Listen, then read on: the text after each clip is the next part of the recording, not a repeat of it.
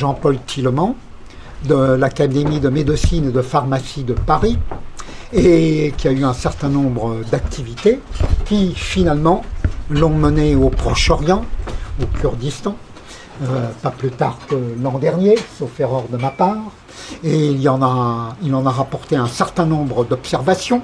Alors de ce qu'il a fait, je n'ai lu que ce qu'on appelle en jargon d'éditeur la 4e de couverture et qui je ne dirais pas attristé, puisqu'hélas, on connaît les derniers développements, sur lesquels je suppose que le professeur nous donnera quelques indications, et tout est prophétique dans ce qu'il a écrit, et les choses qui viennent de se produire remontent à quelques jours ou à quelques semaines. Donc je pense que c'est d'un intérêt particulier pour la connaissance des problèmes de ce Proche-Orient si agité, si sanglant, après avoir été une terre si prospère. La parole est au professeur. Merci.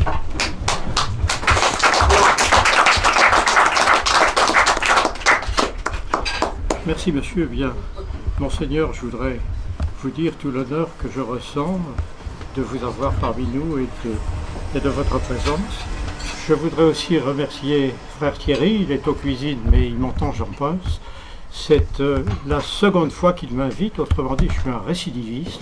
Je vous ai déjà parlé de la Syrie et aujourd'hui je vais vous parler du Kurdistan.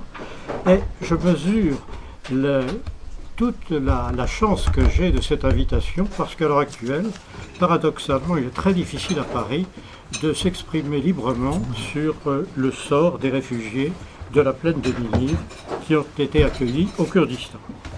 Je voudrais aussi saluer le général Judicelli qui me fait l'honneur d'être là ce soir. Alors, mesdames, messieurs, et puis surtout, chers amis, je voudrais aussi remercier Massimo, il est comme... Ah oui, l'homme qu'on attendait, l'homme de la soirée. Merci Massimo d'être là, merci de votre aide, de l'organisation et de la disponibilité.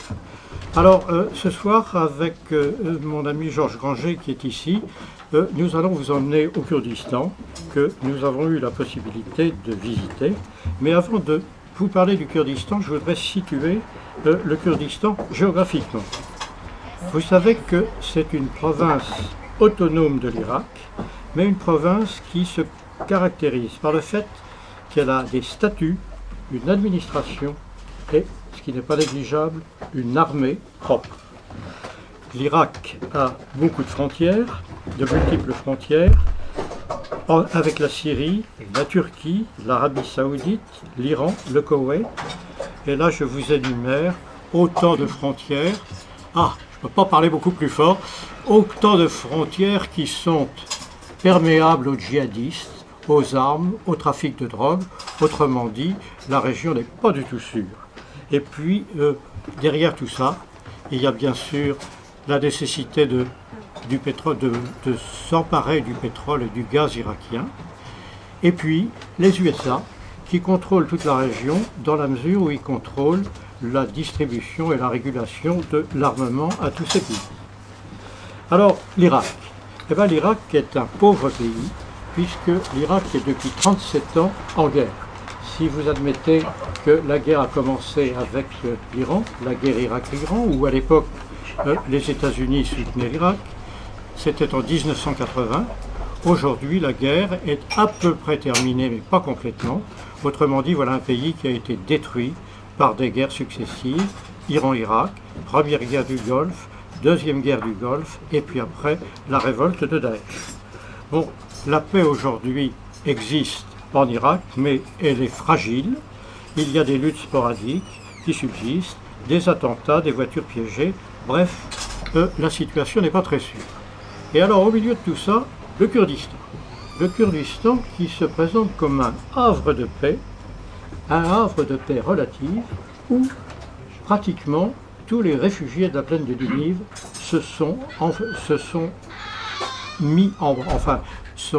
ont été accueillis et se sont mis en sécurité. Alors, ces réfugiés, c'est qui? Eh bien, ce sont bien sûr des Kurdes, mais aussi des Arabes. Alors, dans les Kurdes, il y a des Yézidis, et dans les Arabes, il y a aussi des chiites, des sunnites, et bien évidemment, ceux qui nous intéressent ce soir, des chrétiens. Alors, qu'est-ce qu'ils ont en commun? tous ces gens ont en commun une seule chose, c'est qu'ils ont refusé l'islamisme radical. J'aurais envie de vous dire d'une façon un peu caricaturale, ils sont islamo-incompatibles. Et c'est la raison pour laquelle ils se sont réfugiés au Kurdistan, sachant qu'il y a aussi quelques malheureux qui, devant la solennité de l'attaque de Daesh, n'ont pas eu la possibilité de s'enfuir. Alors, bon, le Kurdistan, comment se fait-il que dans des pays qui sont tous musulmans, le Kurdistan soit un havre de paix? Deux questions évidentes. Pourquoi le Kurdistan et comment le Kurdistan? Alors pourquoi le Kurdistan? La question mérite d'être posée parce que quand on regarde la population du Kurdistan, ils sont musulmans majoritairement et qui plus est, ils sont sunnites, c'est-à-dire exactement comme Daesh. Et pourtant, ils ont un comportement vis-à-vis des réfugiés complètement différent. Alors ce comportement complètement différent, il tient à leur constitution. Je vais vous dire quelques mots des choix du Kurdistan irakien. Premièrement, ils refusent l'islamisme radical sunnite. Première chose, et c'est écrit dans leur constitution. Deuxièmement, ils prônent la liberté de culte pour toutes les religions.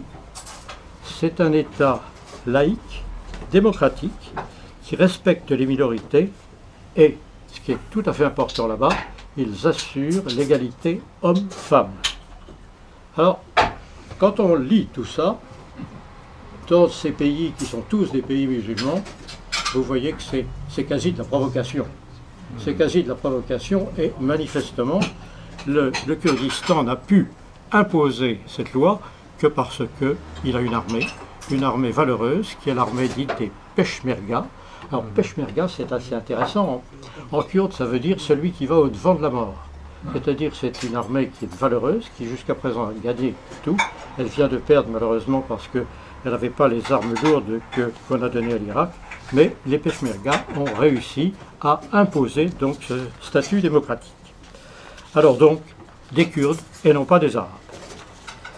Alors maintenant, après la question donc pourquoi, la question comment. Alors la question comment, c'est une question quantitative. Le Kurdistan a à peu près 6 millions d'habitants. Les réfugiés faisaient au moins 2 millions d'habitants, c'est-à-dire représentaient un tiers de la population du Kurdistan. D'autre part, le boom pétrolier du Kurdistan était arrêté, il n'y avait plus de pétrole, par conséquent, ils étaient dans une situation impossible à gérer. La seule façon de gérer la situation, c'est de faire appel à des aides étrangères. D'où l'importance absolument indispensable des ONG qui sont arrivées au Kurdistan et qui ont aidé et qui ont pris en main la plupart de ces réfugiés. Alors pour vous donner une idée de l'importance de ces ONG, en 2014, quand il y a eu le grand flux de la plaine de Ninive, il y avait 40 organisations gouvernementales. 40. Ça ne suffisait pas. Quand nous y sommes allés, donc en 2016, il y en avait encore 19. À l'heure actuelle, il y en a entre 9 et 10, mais vous voyez, ça n'est pas encore terminé. Les organisations non gouvernementales sont absolument indispensables. Alors, en fonction de tout ça, je voudrais vous expliquer quelle a été notre mission. Notre mission, elle a eu 3 volets. La première chose, c'était d'aller rencontrer les réfugiés, les représentants des réfugiés, et de voir comment ils étaient traités, comment les choses se passaient, et quelles étaient leurs possibilités, leurs espoirs. Ça, c'est la première chose. La deuxième chose, c'était de rencontrer les ONG, et même de faire amis avec les ONG, pour une raison très simple, c'est que ces ONG, ayant servi, ayant apporté beaucoup d'aide aux réfugiés, ils sont parfaitement bien introduits. Et la seule façon de pouvoir savoir ce qui se passait au Kurdistan, c'était de faire confiance à des ONG. Nous sommes partis avec une des ONG, une sur les 40, qui est SOS Chrétien d'Orient. Et puis le troisième volet, c'est que, on est quand même en France, le pays de la liberté. On voulait savoir ce que demandaient ces réfugiés de la plaine de Ninive. Et là, je vous dis tout de suite leur réponse, parce qu'elle a été unanime. Nous voulons vivre chez nous, rester chez nous, et vivre en paix avec la possibilité de vivre notre foi.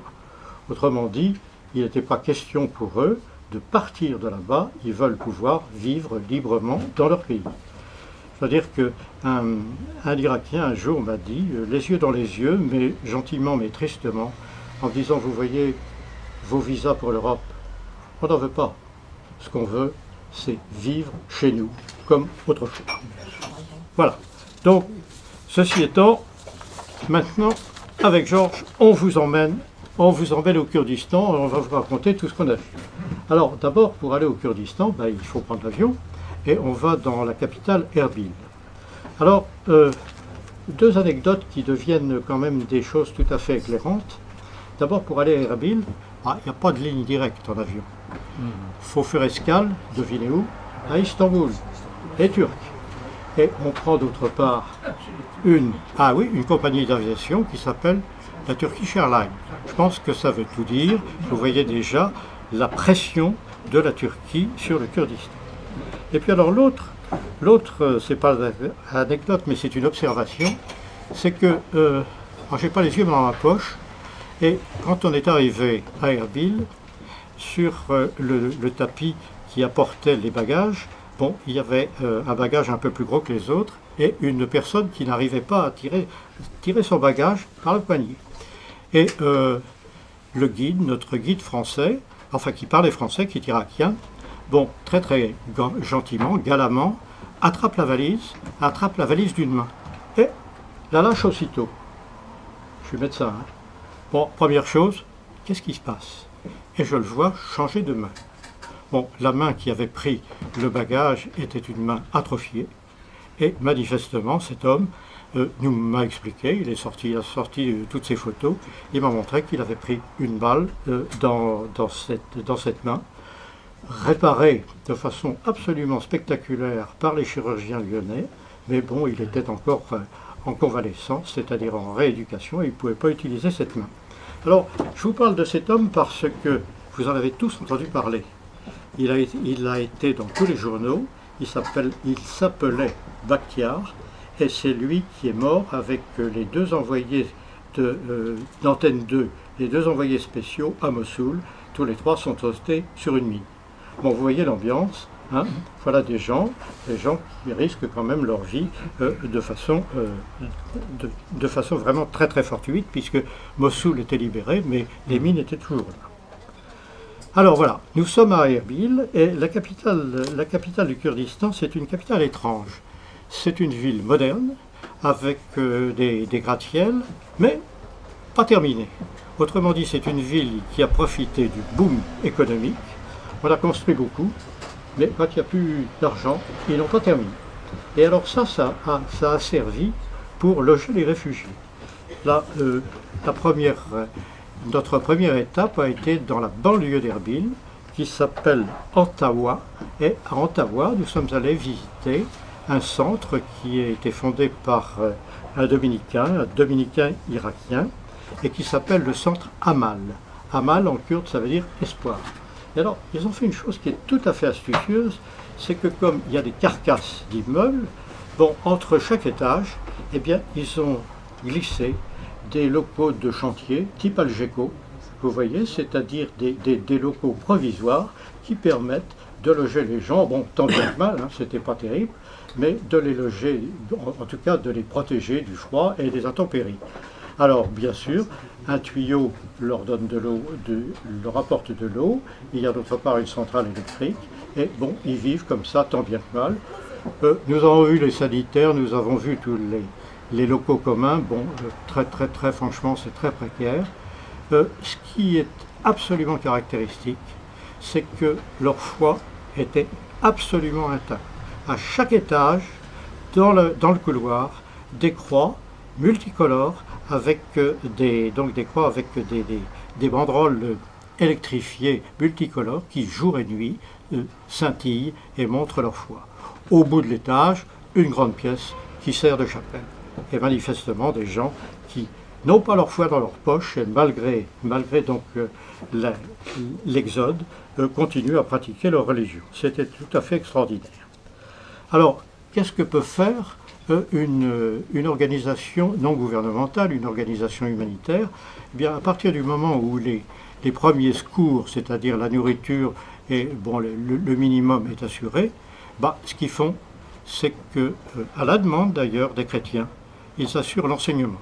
Alors pour les tout petits, c'est simple, hein, il y a une espèce de jardin d'enfants, ils jouent, ils chantent, ils écrivent, ils dessinent, des choses comme ça.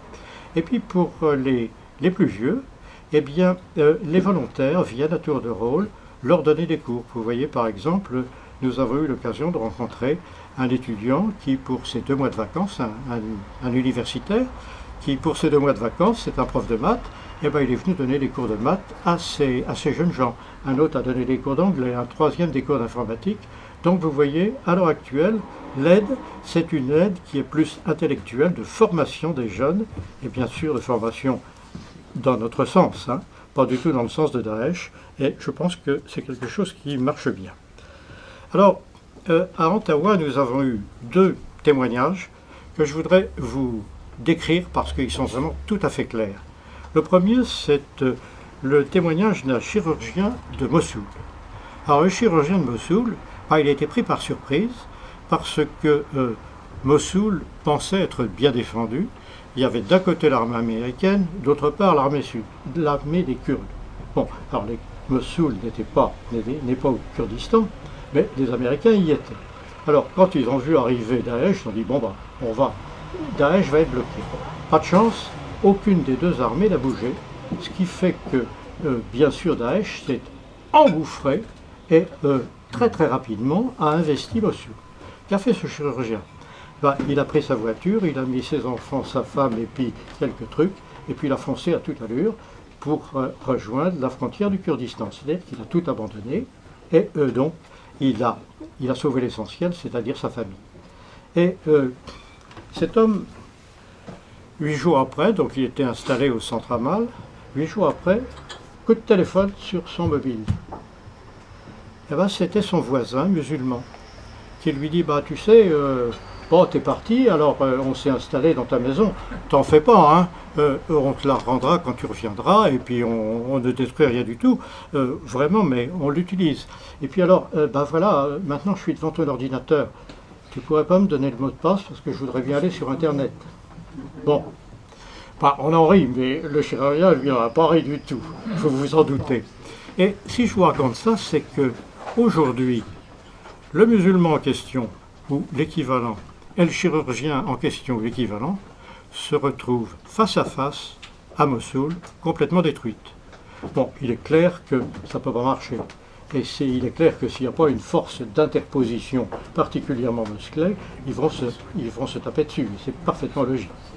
Donc vous voyez, premièrement, la situation est conflictuelle malgré la paix des armes. Ça, je crois que c'est la chose importante. Alors la deuxième chose aussi, alors c'est un jeune garçon, très très sympa, un jeune chrétien, qui lui s'est engagé, et qui s'est engagé dans ce qu'on appelle les unités de protection de la plaine de Ninive, UPN. Alors donc c'est une milice chrétienne, donc il a pris les armes avec comme idée d'aller voir ce qu'était devenu la maison de ses parents. Bon, alors là c'est une catastrophe. Il s'est rendu compte que, il s'est rentré chez lui, il a pu voir cette maison, et alors ils ont constaté la chose suivante, c'est que cette maison, elle est en bordure de rue. Et les djihadistes ont fait la chose suivante, c'est qu'ils ont percé les murs parallèlement à la rue. C'est-à-dire qu'ils ont donc une rue en quelque sorte parallèle, et puis bien sûr, ils ont miné la rue principale, ce qui fait que, c'est très très difficile d'accès. Et alors ce garçon disait les larmes aux yeux, parce que dans la maison de ses parents, il n'a rien retrouvé, sauf dans la chambre de son petit frère. Son petit frère, à la sortie du catéchisme, avait dessiné un crucifix qu'il avait épinglé au mur. C'est la seule chose que les djihadistes n'avaient pas vue et qu'il a rapporté.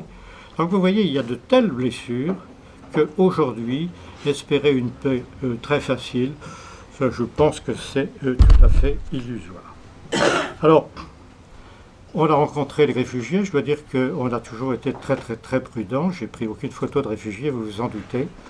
Le père qui nous a accueillis, qui s'appelle le père Najib, dont je vais vous parler un peu plus longuement, donc nous a tous recueillis, et nous accueillis pour une prière commune. Et alors à la fin de la prière, c'était assez extraordinaire parce que bon, ils ne parlent pas le français, on ne parle pas l'arabe, pas un mot d'anglais. Qu'est-ce qu'on chante? Ben, on chante en latin. Et on a chanté le Salve Regina, c'était un moment fantastique. Parce que bon, ben, tout le monde s'en souvenait, un certain nombre d'Irakiens s'en souvenaient aussi, c'était un moment extrêmement fort de prière commune. Alors, maintenant je continue et je viens de vous parler du père Michael Najib, et ça c'est un homme absolument fantastique. Un dominicain, irakien, parlant parfaitement le français, et qui était responsable à Mossoul, il l'est toujours d'ailleurs, tenez-vous bien, des manuscrits et archives orientaux de Mossoul. Alors inutile de vous dire que lui, quand il a vu arriver Daesh, il n'a pas hésité, il a compris. Il a compris que tout serait détruit si ça ne partait pas rapidement. Il a trouvé, je pense, un des plus gros camions qui existait à Mossoul. Il a bourré de tous les manuscrits les plus précieux, de tous les bouquins, et puis hop, au Kurdistan. Bon, mais un voyage n'a pas suffi, il en a fait un second, il a alerté ses paroissiens, et ces paroissiens, des chrétiens qui devaient protéger leur famille et emmener un minimum de choses, néanmoins ont pris les bouquins de la bibliothèque de manière à les mettre en lieu sûr. Et ils ont fait de multiples voyages.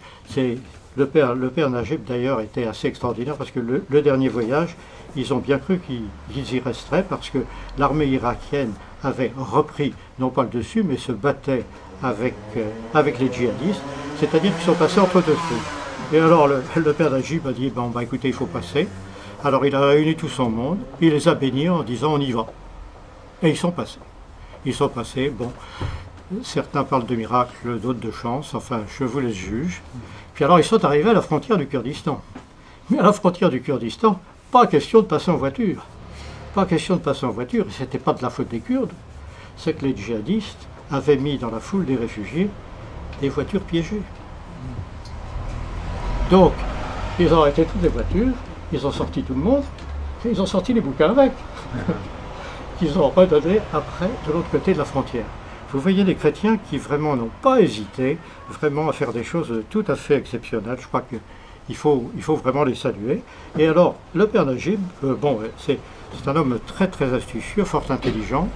Il a utilisé la diaspora kurde américaine, qui est très, très implantée à San Diego, en Californie. Et donc, à l'heure actuelle, à Erbil, ils numérisent tous les documents. Ils en même restaurent quelques-uns, c'est assez extraordinaire, parce qu'ils ont réussi à apporter des bouquins qui étaient déjà à moitié pourris. Alors bon, ils les nettoient et ils essaient de reconstituer. Alors le père Najib, qui a beaucoup d'humour, dit, vous voyez, bon, c'est de la cendre. Hein. Il dit, oui, mais les saintes cendres. Bon, alors, tout ça pour vous dire que à l'heure actuelle, non seulement les bouquins sont conservés, mais finalement, ils ont restauré des bouquins qui étaient dans un très très mauvais état. Voilà encore une chose, tout à fait, c'était Jal Talabani, mais vous savez peut-être qu'il est mort il y a peu de temps, et lui, il est, disons, socialo-marxiste, communiste, enfin peu importe, mais vous voyez déjà une opposition, des gens assez à droite, avec des gens très à gauche. Et alors, donc, oui, Talabani est remplacé par quelqu'un qui s'appelle maintenant Haïdar al-Abadi et qui a à peu près la même politique que son prédécesseur. Alors, on les a rencontrés séparément. Ils nous ont reçus d'ailleurs de façon tout à fait sympathique et on leur a posé les mêmes questions. Alors, je ne vais pas vous dire tout ce qu'ils nous ont raconté parce qu'on y sera encore demain matin, hein, mais un certain nombre de points communs. Vous voyez, tout oppose ces deux partis politiques. Mais ils ont un premier point commun, c'est leur charte. Et leur charte, elle est quand même tout à fait intéressante, dans la mesure où, je vais vous lire, si je retrouve mes notes,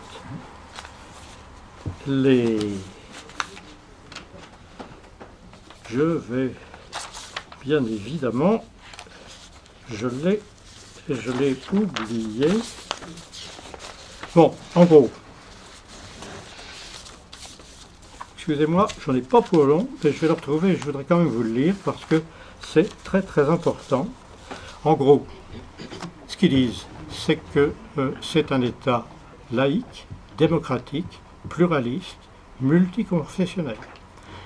Que toutes les religions sont respectées au Kurdistan et sur un pied d'égalité. Que d'autre part, bien évidemment, égalité entre hommes et femmes sans aucun problème. Et enfin, le respect de toutes les religions. Mais ils vont beaucoup plus loin. Le respect de toutes les religions et l'autorisation de pouvoir enseigner ces religions. Vous voyez, je vous parlais tout à l'heure de provocation, on n'en est pas loin. Hein. Dans des pays aussi intolérants, la possibilité d'une part de pratiquer sa religion et d'autre part de l'enseigner, c'est quelque chose de tout à fait important. L'égalité homme-femme, bien évidemment. Alors ça, c'est donc la charte à laquelle les deux parties ont adhéré. La deuxième chose, c'est l'indépendance. Ils sont tous les deux d'accord pour demander l'indépendance du Kurdistan. On va en reparler tout à l'heure. C'est possible, ça devrait se faire, mais ça sera très très difficile. Et puis la troisième chose qui était pour nous une expérience tout à fait intéressante, c'est qu'ils ont admiré le rôle de la France. Et alors là, je vais peut-être vous surprendre, mais la personne qui met en avant, c'est Madame Danielle Mitterrand. Oui, bon, la vie est comme ça. Pourquoi? Parce qu'elle a toujours défendu le peuple kurde. C'est vrai qu'à une certaine époque, elle était la seule à en parler. Et alors c'est drôle parce que bon, les Mitterrands sont très appréciés là-bas. Et alors, il y a une chose qui est quand même assez rigolote parce que, bon, Erbil c'est une grande ville, mais les rues n'ont pas de nom et encore moins de numéro. Mais il y a une place et une seule qui a un nom, c'est la place du président Mitterrand. Donc, vous voyez, bon, je pense que pour les Français, c'est toujours bon à prendre, hein, je pense que ça ne vaut personne, mais enfin, c'était quand même comme ça. Alors, donc, le rôle de la France, voilà. Donc, si vous voulez, ça, c'était les points communs. Et puis, alors après, il y a des divergences extrêmement profondes entre les deux partis. Donc, le parti conservateur qui gouverne le nord du Kurdistan et l'autre parti, donc marxiste, qui gouverne le sud du Kurdistan. Alors, les divergences, elles sont politiques, géographiques et économiques. Politique, conservateur contre marxiste, géographique, nord contre sud, et économique, parce que le nord travaille surtout avec la Turquie et le sud travaille avec l'Iran. Donc vous voyez, quand on parle d'indépendance, oui, bien sûr, c'est le peuple kurde, mais il y a de telles divergences entre les deux partis que, bon, ceux qui sont contre l'indépendance disent, écoutez, vous demandez l'indépendance, mais vous ne pourrez pas l'avoir parce que vous avez trop de différences entre vous, il n'y a pas d'unité. Bon, je vous laisse choisir ce que vous pensez là-dessus, mais il est certain que l'indépendance dans ces conditions est un peu difficile. Alors, oui, petit détail aussi, là encore, vous savez, j'aime bien les anecdotes parce que je pense que ça montre beaucoup de choses. On a été reçu donc par les deux groupes. Alors, le groupe donc des socialo-communistes était représenté par un homme, un bel homme, fin, élégant, très très bien habillé, mais avec des pantalons bouffants et une superbe chemise parfaitement brodée, une petite moustache, enfin très très très élégant. Bon, point. Il nous a raconté tout ça. Alors après, on rencontre donc le parti au pouvoir. Et alors là arrive une délégation, un président, complété à pièces, chemise blanche, cravate, un assistant vêtu d'une façon un peu plus, disons, un peu plus décontractée, il n'avait pas de cravate, mais enfin, costume, chemise, et puis deux dames habillées tout à fait à l'européenne. Je vous assure que dans les rues de Paris, on ne les aurait pas remarquées, et les deux sont des présidentes de commission. Alors il y avait une qui était comme présidente de la commission de la santé, donc on lui a posé pas mal de questions, une autre qui... Autrement dit, il y a dans ce gouvernement un rôle essentiel de la femme. Et je veux dire que nous, ça nous a, hein, Georges, ça nous a absolument surpris, c'était quasi caricatural. Alors voilà pour le Parlement. Alors maintenant, je voudrais vous montrer ce que font un certain nombre de gens, donc, dont SOS Chrétien d'Orient, en termes d'enseignement. Alors ils ont créé ce qu'ils appellent des écoles de substitution. Dans la banlieue de Mossoul, il y a, c'est pas fortuite, mais ils ont pu rassembler d'une part des familles de réfugiés avec leurs enfants et d'autre part des familles de profs. Ce qui fait qu'ils ont construit des éléments préfabriqués, des écoles préfabriquées, où finalement on refait à Erbil ce qu'on faisait à Mossoul, les mêmes profs avec les mêmes élèves. Alors, bien sûr, c'est pas généralisable parce que d'abord il y a eu beaucoup de morts et puis d'autre part il y a des gens qui sont dispersés, mais l'idée est la suivante, c'est-à-dire de refaire à l'identique à chaque fois que c'est possible ce qui se passait avant. Et alors comme ce sont des éléments préfabriqués, ils sont mobiles et ils bougent au fur et à mesure de l'évolution de la guerre et l'évolution du front. C'est-à-dire que ces écoles aujourd'hui ne sont plus là où elles étaient à Erbil, elles sont à Mossoul, puisque de toute façon, il n'y a plus aucune école debout. Donc vous voyez l'idée qui est, me semble-t-il, une idée tout à fait intéressante et qui permet, je ne dis pas aux gosses de ne pas perdre du temps, de toute façon les gosses sont tellement traumatisés qu'ils perdent du temps, mais vous voyez, un minimum de temps. Alors, en passant, en sortant de cette école, on a eu un moment absolument horrible, qui est, on a vu un camp de yézidis. Je vais vous parler longuement des yézidis, parce que c'était des gens tout à fait attachants, mais là ce sont des gens qui ont été tellement pourchassés qu'ils ont peur de tout. Ils ont peur de tout et ils refusent l'aide humanitaire. Donc ils étaient dans un espèce de taudis absolument infâme, on n'a pas pu s'en empêcher, mais c'est malheureux, ce sont des gens qui sont dans la plus grande détresse et qui refusent toute espèce d'aide. Alors après, on est allé voir l'archevêque de Mossoul. L'archevêque de Mossoul, qui est Monseigneur Mouchet. Alors lui aussi, il a été pris par surprise, parce que il y avait les Américains d'un côté, les Kurdes de l'autre. Bon, Daesh pouvait attendre. Et en fait, Daesh s'est engouffré et l'a capturé, lui et son coadjuteur. Ils ne l'ont pas supprimé, mais ils ont exigé une rançon. Alors, pour l'archevêque de Mossoul et son coadjuteur, les paris, 200 000 $. Hein? Bon, quelqu'un a payé les 200 000 $, ils ont été libérés, et donc ils ont reconstruit, pas tout à fait à l'identique, mais ils ont reconstruit donc un archevêché à Erbil. Alors lui, en revanche, il est très pessimiste. Il dit qu'il y a eu tellement de haine, tellement de conflits, qu'aujourd'hui, ce n'est pas possible d'espérer la réconciliation, ou en tout cas restaurer l'état hanté, c'est-à-dire la vie commune des deux communautés. Lui, vraiment, il ne nous a pas donné une idée très joyeuse de la situation. Alors, voilà ce que nous avons fait à Erbil. Alors après, bien sûr, on a été se promener. On a été se promener, c'est-à-dire que d'abord, on était dans le nord. Et le nord, c'est un district qui s'appelle le district de Dohuk. Dohuk, donc gouverné par le PDK, c'est-à-dire par les conservateurs. Alors, en allant à Dohuk, sur la route, il y a deux monastères que nous avons visités. Il y en a un en particulier qui nous a beaucoup intéressés, qui est le monastère dit de Mar Maté. Alors je le décris dans mon livre de façon exhaustive. C'est un monastère syriaque orthodoxe dédié à Saint Matthieu. Mais le Saint Matthieu, c'est pas le nôtre, c'est pas celui de l'Évangile, c'est celui donc des orthodoxes. Et c'est un lieu de pèlerinage. Alors il faut voir la situation. Il est sur une montagne, et cette montagne, donc c'est une montagne de granit, et le monastère a été construit avec des pierres qui ont été tirées de la montagne.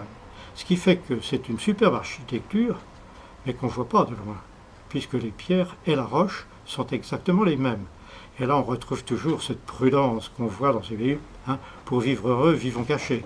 Et là, manifestement, il est bien. Mais, malgré la présence de Daesh, à Mossoul, et nous avons vu les lignes de feu, les gars tiraient des deux côtés, c'était à 10 km à peu près du monastère. Ce monastère est encore aujourd'hui, malgré la guerre, maintenant la guerre est finie, mais pendant la guerre, c'est un lieu de pèlerinage. Un lieu de pèlerinage tellement important que l'hôtellerie ne suffit pas et que nous avons vu des travaux d'hôtellerie pour agrandir le monastère. Il y a quand même des chrétiens qui y croient. C'est assez fantastique. Alors bien sûr, on a été accueillis vraiment à bras ouverts à cause de SOS Chrétiens d'Orient. Daesh a essayé de les prendre, mais c'est une situation, si vous voulez, qui est difficile. Bon, enfin, pour une armée de métier, ça pouvait se faire, mais il faut faire de l'escalade. Et Daesh a préféré, bien sûr, s'occuper des villes plutôt que le monastère, c'est-à-dire qu'ils l'ont encerclé et ils ont essayé de les affamer. Ils ont essayé de les affamer, les SOS chrétiens d'Orient l'a su, et par hélicoptère a rapporté des vivres. Donc, inutile de vous dire qu'on a été reçus vraiment comme le bon Dieu. Hein. Ils étaient tout à fait contents. Et on a été accueillis par un jeune moine. Alors manifestement, cet homme m'a fait une énorme impression. Il a 35 ans à peu près. Un homme de Dieu. Un homme de Dieu. Bon, il peut y avoir toutes les catastrophes, il peut y avoir toutes les péripéties possibles. Il a sa religion, il a sa foi et il a une très très grande sérénité. Et c'est lui qui nous a expliqué tout ce qui s'était passé. Alors bien sûr, dans ce monastère qui est en train de se développer, ils ont accueilli un certain nombre de familles donc, chrétiennes qui fuyaient Mossoul. Quand les Daesh est arrivé, ces familles sont reparties un petit peu plus loin. Il y en a une qui est restée. Les moines, eux, bien sûr, n'ont pas bougé. Et heureusement, ils n'ont jamais été envahis par Daesh. Alors il y a un autre monastère qu'on a vu un peu plus loin. Alors toujours la même chose, c'est la pierre du pays, la pierre de la roche, c'est-à-dire qu'on le voit qu'au dernier moment. Bon, maintenant c'est gardé militairement. Et puis de toute façon, on n'a même pas pu marcher, il a fallu grimper, tellement c'est escarpé. Alors ça s'appelle le monastère de Rabban Marmitz, ça c'est pas très intéressant. Ce qui est intéressant, c'est que c'est l'ancienne résidence des patriarches de l'Église d'Orient. Alors cette résidence n'est pas occupée en permanence, mais on y célèbre encore un certain nombre de fêtes. Et ce qui est intéressant aussi, c'est que dans sous ce monastère, il y a des trous. Les premiers moines étaient des troglodytes et vivaient dans les trous donc, de la roche. Donc en plus, il y a une crypte avec tous les fondateurs. Heureusement que ça n'est pas tombé au Daesh, sans ça il n'y aurait plus rien. On a quitté toujours après les deux monastères, on a eu l'occasion de discuter un tout petit peu des peshmerga. Je vous ai dit tout le bien que je pense de cette armée. Alors je vous dirais qu'une seule chose, bon, ce sont des gens valeureux, courageux, et qui, lorsqu'ils ont des armes correctes, se défendent bien et même battent leurs adversaires. Mais ce qui est intéressant, c'est qu'il y a des unités féminines. C'est-à-dire qu'il y a des femmes combattantes. Hein. D'habitude, les femmes, on les prend comme infirmières. Non, là, elles se battent avec un fusil. Et inutile de vous dire ce qui arrive quand une femme est prise par Daesh. Bon, alors elles ne veulent pas que cette éventualité arrive, c'est-à-dire que toutes ces jeunes femmes, la fleur au fusil, mais avec une grenade dans la poche. Et si elles doivent être prises par Daesh, elles se font sauter pour ne pas tomber dans les mains de Daesh. Et des gens courageux, hein, des gens qui méritent quand même qu'on s'occupe d'eux et qu'on en parle avec tout le mérite qui leur revient. Alors après, je continue, hein. Nous sommes allés chez les Yézidis. Alors les Yézidis, peut-être que vous avez entendu parler de cette très très vieille religion qui est née en Perse. Ça s'appelle le zoroastrisme, c'est-à-dire des gens qui ont le culte du soleil. Culte du soleil, très très vieille, donc une très très vieille religion, bien avant et le christianisme et l'islam. Des gens tout à fait sympas, chaleureux, sympathiques. Là encore, l'organisation non gouvernementale, l'organisation humanitaire les avait aidés, donc on a été reçus de façon tout à fait sympathique. Alors, la ville, ça s'appelle la ville de Lalesh. Elle est sur une montagne, qui est une montagne sacrée, et ils considèrent que c'est une montagne sacrée parce que c'est la montagne à partir de laquelle a été créé le monde. Et cette montagne, elle s'appelle Lalesh. Lalesh en kurde, ça veut dire, c'est très beau, la levure de la terre. On voit bien ce que ça veut dire. Alors donc, montagne sacrée. Et alors on est reçu par le président. Alors là, bon, les costumes étaient vraiment pas vraiment très bien. Arrive le président, alors un petit bonhomme, rondouillard, écoutez, c'était un ministre de la Troisième République. Tout rond, avec une petite moustache, bien évidemment avec un costume, une chemise blanche, une cravate. Bon, il nous reçoit avec ça, va dire, mais petit détail, on foule une montagne sacrée. Il était pieds nus. Et on a été prié d'en faire autant. Il n'est pas question de garder des chaussettes. Hein. Bon, ce qui fait que on a fait toute cette visite, pieds nus. Bon, il y a eu pas mal d'écorchures, mais vraiment ça valait la peine, tellement ces gens sont sympas. Alors, ils nous ont fait visiter, ça s'est très très bien passé, ils nous ont fait visiter leur sanctuaire. Alors, ils nous ont parlé bien sûr de leur religion et des divinités. Alors, Monseigneur, je me trompe peut-être, hein, je ne suis pas un spécialiste. Mais ce que j'ai compris, c'est que Dieu existe, mais qu'il est indifférent. Hein, les hommes, ça n'intéresse pas des masses. Alors il a délégué ses pouvoirs, et il a délégué ses pouvoirs à un oiseau superbe, le paon. Le paon. Donc le paon est en quelque sorte le représentant de Dieu sur la terre, et il représente la beauté. C'est vrai que quand il fait la roue, bien dessinée, ça a de l'allure. Bon. Alors donc, c'est le paon qui représente la beauté. Alors après, c'était un peu plus compliqué, parce qu'ils nous ont présenté la bonté. Alors la bonté, premièrement, c'est un serpent, pas terrible, et deuxièmement, il est noir. Le serpent noir représente la bonté. Bon, c'est comme ça, hein, on prend les choses telles qu'elles sont. Bon, c'était un petit... Et alors, ils nous ont présenté un certain nombre de divinités. Alors, dans les divinités, il y en a une qui s'appelle Jésus, fils de Marie. Autrement dit, ils ont piqué un petit peu dans la religion catholique et aussi dans la religion musulmane. Alors, ils ont une religion qui est assez accommodante. Ils nous ressemblent, hein, parce qu'ils boivent du vin, ils mangent du porc. Bon, c'est quand même assez sympathique. Mais alors, ils jeûnent, ils prient 5 fois par jour, hein, c'est quand même beaucoup. Ils sont en principe monogames, mais si j'ai bien compris, il y a des arrangements avec le soleil. C'est-à-dire qu'on peut répudier, enfin bref. Alors ils cultivent bien sûr la terre, l'olivier, ils vivent d'élevage, et puis ils fêtent les saisons. Et alors pourquoi est-ce qu'on est allé les voir? C'est parce qu'ils sont très très proches des chrétiens. Leurs destinées sont communes. Les yézidis ont protégé les chrétiens dans le passé, et là maintenant les chrétiens protègent les yézidis. Alors, il y a quand même une chose aussi qu'il faut que je vous dise, c'est qu'on a rencontré donc des hommes, mais surtout des femmes. Alors, ce sont des gens qui sont beaux, ce sont des types beaux. Alors, les hommes, je vous en dirai pas grand-chose, je vous parlerai plutôt des femmes qui sont jolies et qui ne sont pas voilées. Bon, ça veut dire quoi? Ça veut dire que Daesh fait de temps en temps des incursions chez les yézidis, et que quand on y était, il y avait une jeune fille qui était en vente dans le souk de Mossoul.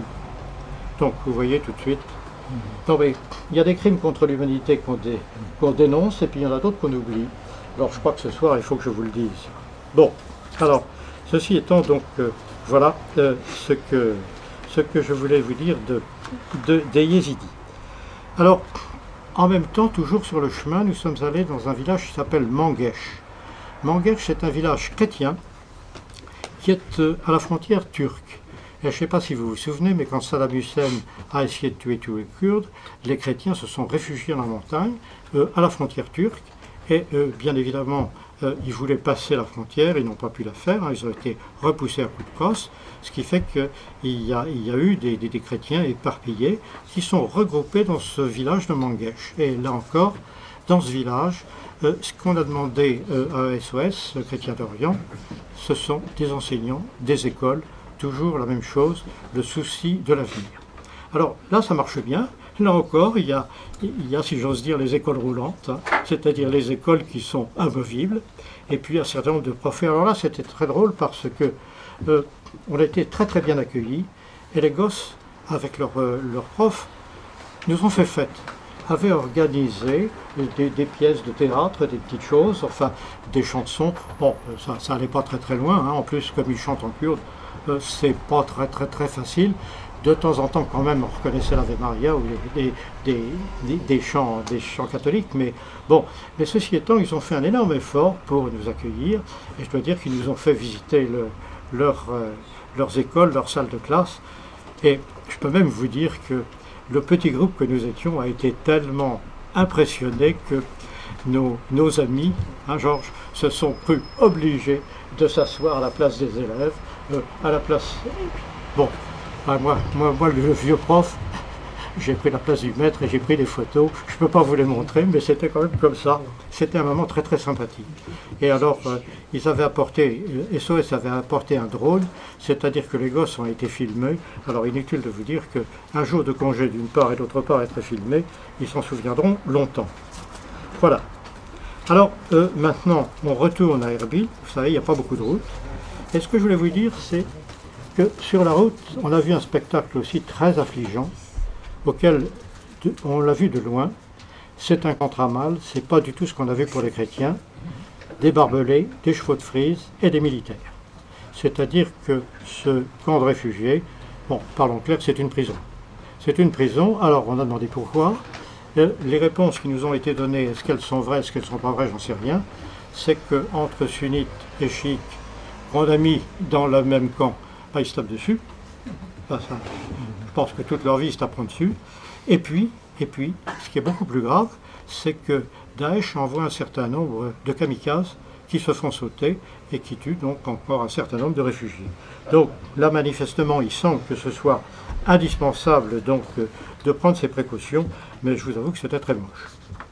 Alors, on retourne à Erbil, et d'Erbil, on va partir dans le sud. Et à la limite, vous voyez, il y a 3 districts Kurdistan, le district de Dehuk au nord, dont je vous ai parlé, le district d'Erbil, et le 3e qui est le district de Suleymaniye. Et alors, à l'union du district d'Erbil et de Suleymaniye, il y a un monastère syriaque flambant neuf, qui est à Acre, à A-K-R-E, je pense qu'on dit Acre, et c'est un monastère qui a été reconstruit par une mission protestante allemande. Puis alors là, ça a été fabriqué par des Allemands. Hein. C'est-à-dire que, non mais je veux dire par là, c'est du costaud, je pense que les gens qui sont dedans, ils resteront. Mais ça a été tellement bien conçu que il n'y avait plus de sous pour faire une chapelle.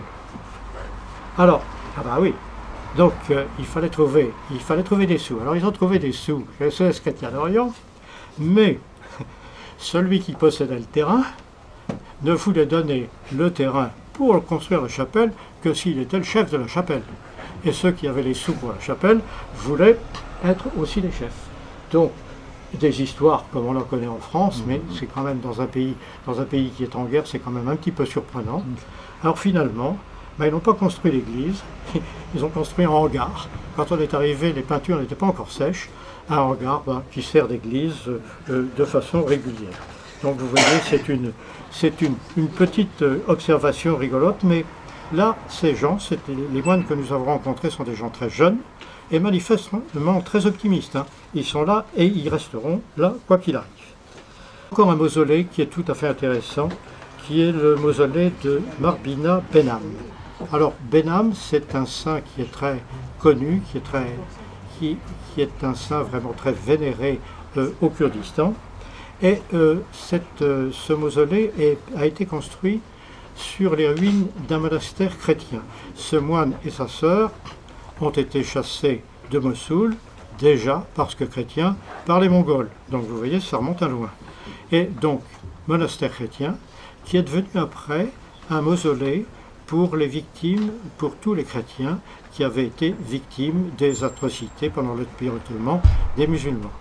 Et puis, ce mausolée chrétien est devenu un mausolée œcuménique, c'est-à-dire un lieu de rencontre qui est fonctionnel, dynamique, entre les musulmans et les chrétiens, avec donc un certain nombre de sculptures. Alors il y en a une que vous devez connaître, mais moi qui me meut toujours beaucoup parce qu'elle est très très belle, c'est cette sculpture où vous savez, qui se termine comme ça, les 2 mains ouvertes, les paumes ouvertes, une prière commune, aussi bien des musulmans que des chrétiens. Alors, moi j'avais vu ça, peut-être que vous l'avez vu au Brésil, à Brasilia, où il y a déjà ça, mais c'est vraiment là une figure tout à fait belle de la prière commune possible. Et semble-t-il, les musulmans et les chrétiens, vraiment coopèrent de façon très très efficace.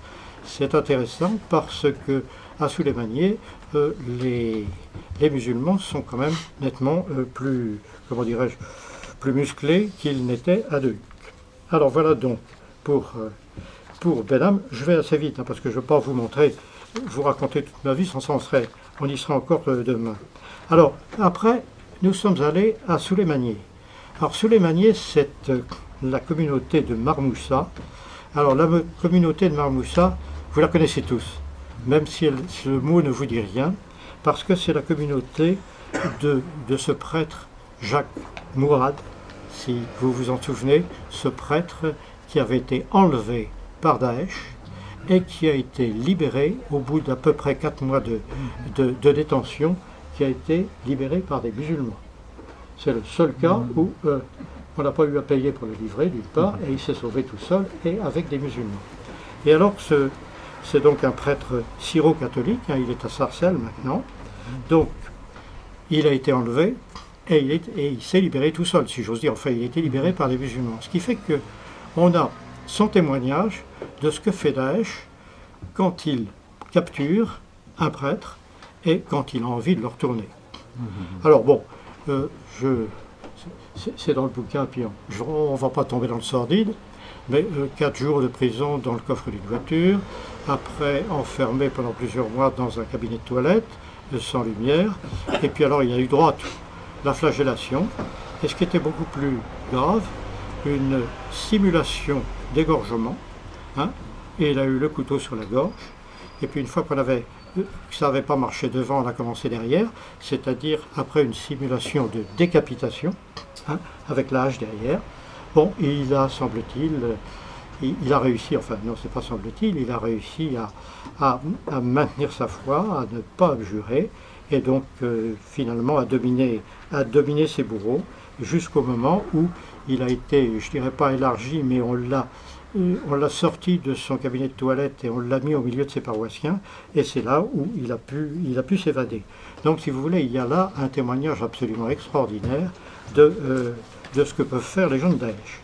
Mais ce qui est encore plus gênant, c'est que cette communauté de Marmoussa, c'est une communauté qui prône, mais de façon vraiment très très intense, le rapprochement entre les chrétiens et les musulmans et les chrétiens avec Daesh.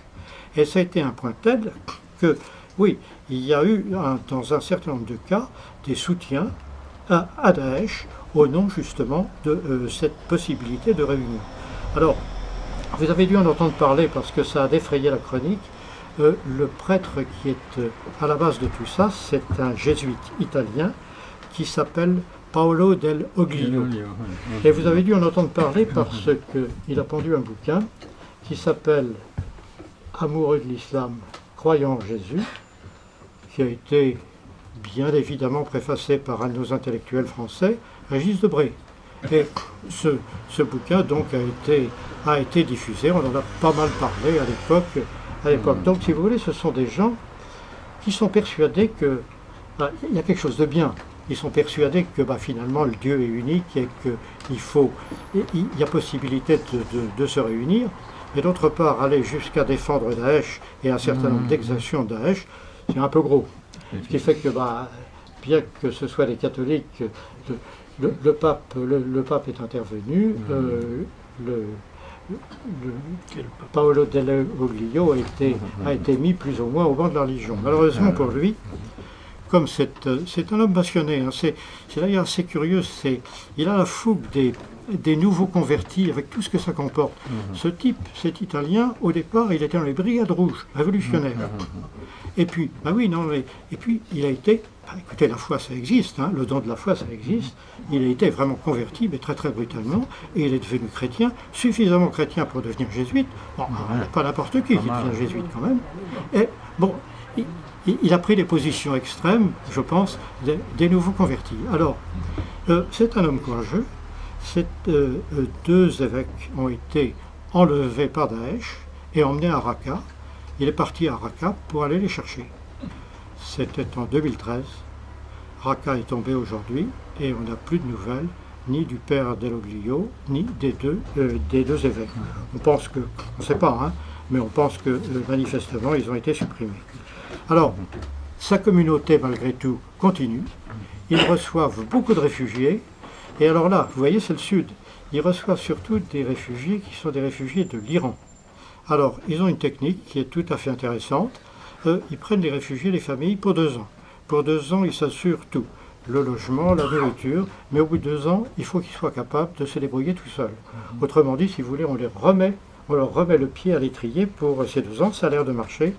Alors là encore, il y a une demande très très pressante. Il y a des jeunes au chômage, et on manque de plombiers, d'électriciens, de menuisiers et de maçons. Ils demandent non plus des intellectuels, mais on demande des gens, des profs de BTS, de manière à apprendre des métiers manuels. Et je pense que c'est quelque chose qui peut intéresser un certain nombre de jeunes Français, de jeunes Européens, que de partir là-bas et d'enseigner. Bon, je vous dirai un mot seulement du mémorial du génocide kurde. C'est un moment absolument affreux. Ça se passe à Halabja. Halabja, c'est à la frontière entre l'Irak et l'Iran. Et c'est là où il y a eu un véritable génocide de la part de Saddam Hussein. Vous vous souvenez qu'à la fin de la guerre Irak-Iran, Saddam Hussein a accusé les Kurdes l'avoir trahi, c'est-à-dire d'avoir cherché déjà leur indépendance et donc s'être alliés, ce qui est faux je crois, avec les Iraniens contre les Irakiens, d'où les représailles.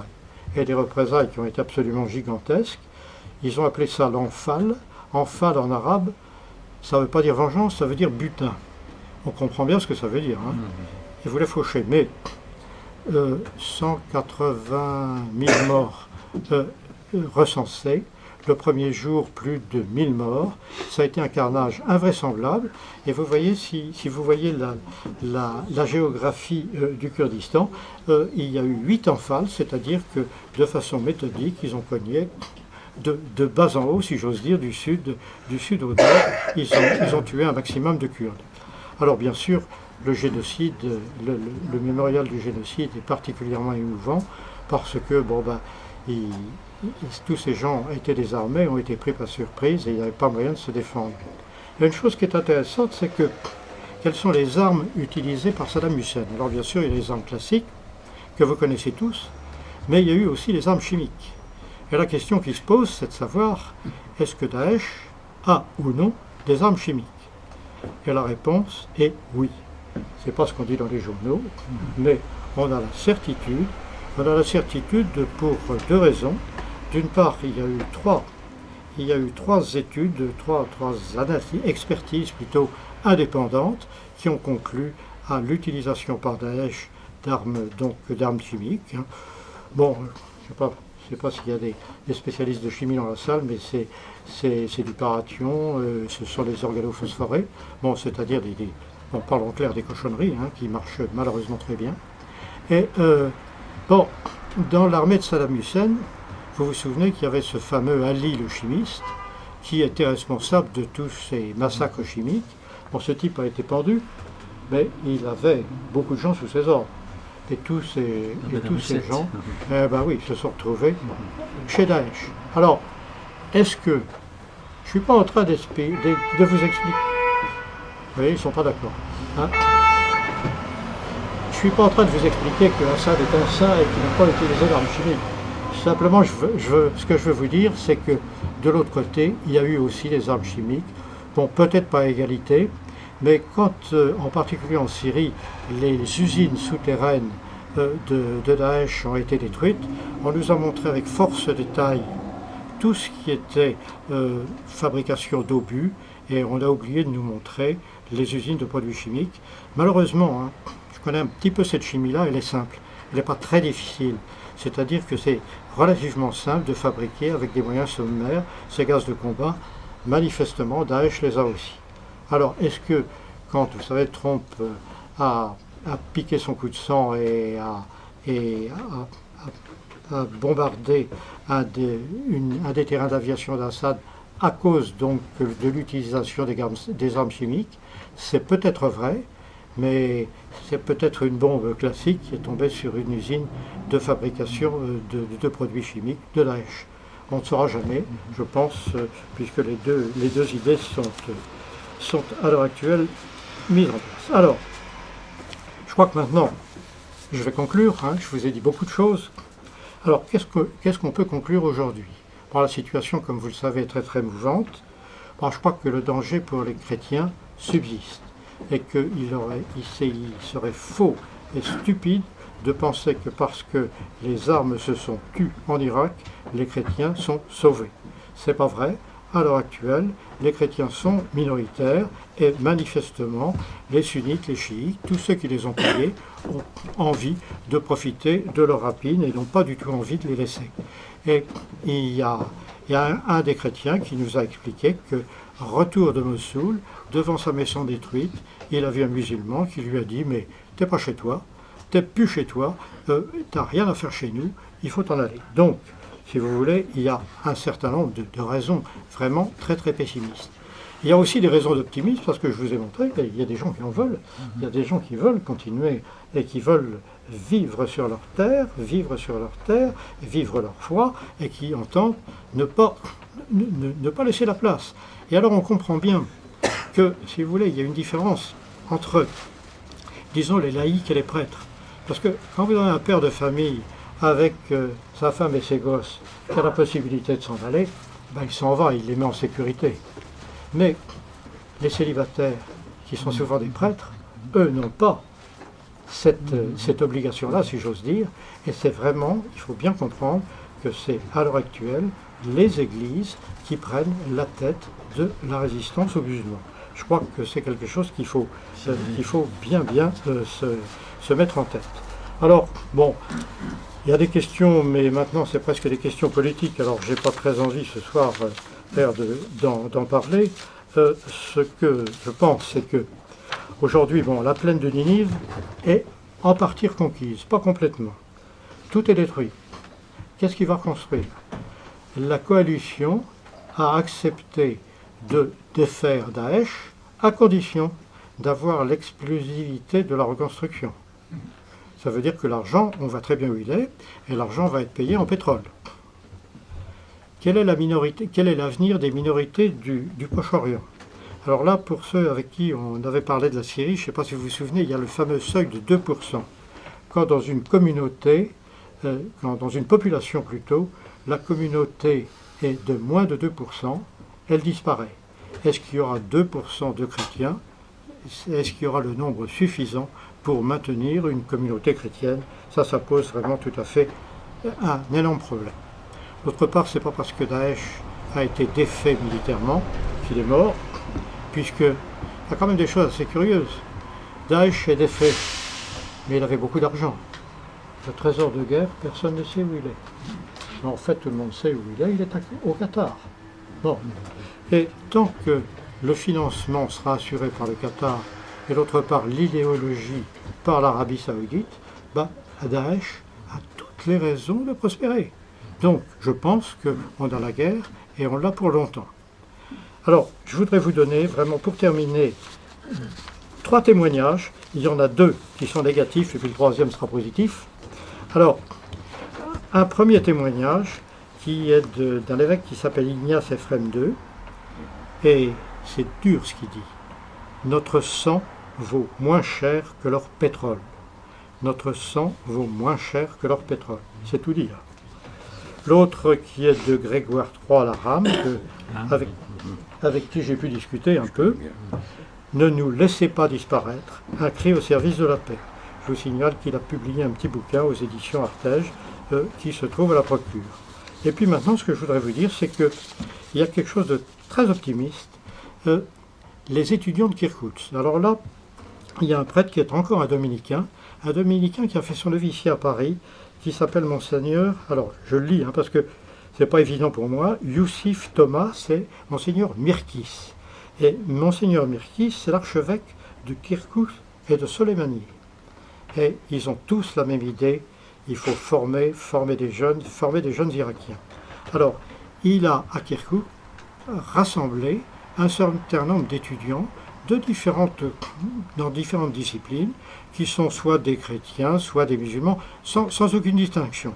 Alors il les a rassemblés, il a pas mal d'argent, il a pu quand même se débrouiller, il a rassemblé aussi des familles qui sont dans son église, hein, dans la cathédrale.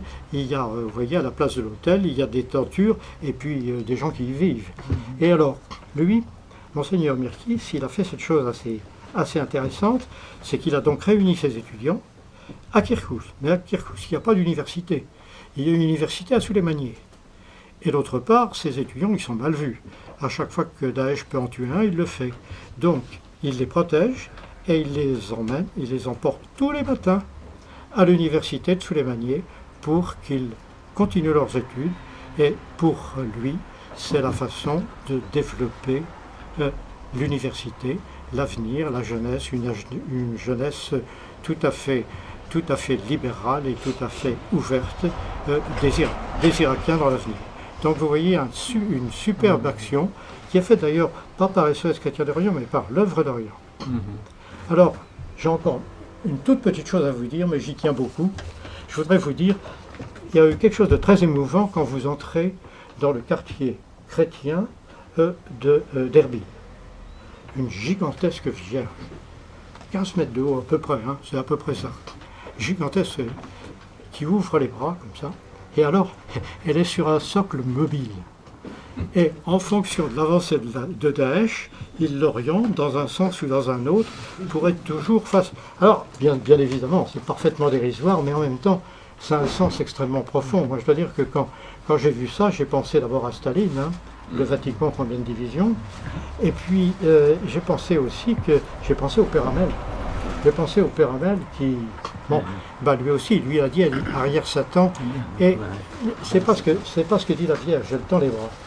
Alors, chers frères, si vous voulez, je crois qu'on pourrait terminer par une prière à la Vierge, si vous êtes d'accord. Voilà. Merci.